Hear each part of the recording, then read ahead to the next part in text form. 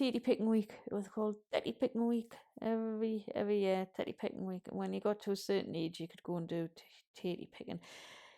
And the money was okay. I'm sure it's about £3 a day, which is a lot, especially if you were a kid. So when it came to teddy picking season, yeah, I had to go down to the farm and say, God, what was the farmer called? Very tall man. Oh, it's gonna kill me now. Anyway, you used to have to go knock on his door, and he'd bring out a little book and his pencil, and he'd stand there and he'd go, name. And he'd tell me his name, and then he'd lick his finger and he would go back to the year before and see if you were down on the list the year before. And if you weren't down on the list the year before, you knew you were either not old enough or you just moved into the village. Right? So we weren't old enough. I think you had to be 13 or something like that when you started teddy picking. I can't remember exactly what the age was, but there was an age limit on it. Anyway, I think we were about 12 or something like that. Might even been younger. But do you know how when you're kids and everybody's, if somebody wants sweeties or something that you shouldn't be doing, they'll go, well, you go. No, I'm not going. Oh, no, you go. Anyway, I went. I remember looking down at me, and he felt like he was like 8 foot tall. He wouldn't have been. He was a tall guy, but and looking down at me, and he went, name. I said, she doesn't need any. You're not in my book. I went, I know it's my first year. I haven't been before. He went, how old are you? I'm 14. Looking at me and his eyebrows and thinking, there's not a count of hell's chance you were 14 years old. And he paused for a minute, looked at me, and he went, right. And he wrote my name down in the book. And I was so cock-a-hoop because I knew I was going to go teddy picking. So after I went back, everybody else went down. And what happened was you would get up dead early. Can't remember what time it was, but it was always bloody freezing. And I mean freezing. You'd have your wellies on, you'd have 2 pairs of socks on. We didn't actually have gloves, so you had socks on your hands. And it was Baltic. And you'd have a flask of Bovril in bread to dip in it. I know, right? So you'd go to the field, he'd pick you up in his tractor, opposite the doctors and the Blake, pick everyone up, go down to the field. And then you'd get out the tractor.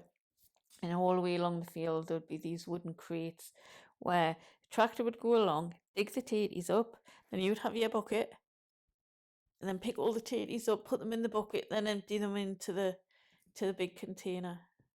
And you'd done that all day long, and there'd be mice running out as he was going along with the tractor digging up the potatoes. So he'd be screaming, they'd be under the bloody wooden boxes. And so we'd done that one year. Actually, it might have been a couple of years after that because young mate was there. And because we were really quite poor, my mother had holes in her shoes. And she's cut cardboard out, put them in, and then put a plastic bag to stop her feet from getting wet. So we got our teddy picking money, and we bought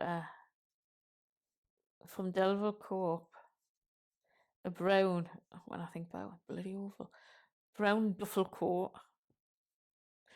Was it brown or was it blue? I think we wanted blue, but they didn't have a size, so we ended up getting brown.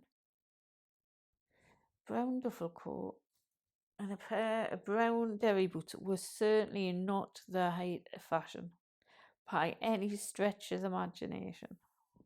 They were like, best way to describe them, like a posh welly with a zip and fur inside, but they weren't. But that's the kind of style we kind of resembled. So we got a duffel coat, pair of wellies, pair of gloves, a hat, and a scarf for my teddy picking money. She was quite upset over that. I remember that. But that just shows you, it doesn't matter how much shit your parents can give you, or how much they can bloody batter you or put you through turmoil. Like your 3 kids would kind of go and do that and still care enough to buy you a coat and boots, and because they were concerned that you were going to be freezing in the winter. But we did it because we did things. Children's perceptions when they're children, when they're in an environment, are completely different to what they think when they get older. Because they're children and they don't understand life. All they see is kind of violence. And your mother's your mother. You haven't got the ability to think, oh, well, that was her fault because she'd done this, or she antagonised him, or, you know, it wouldn't have gotten that bad if she hadn't gotten all the knives out the drawer. But your perception definitely changes, but that doesn't change what's happened.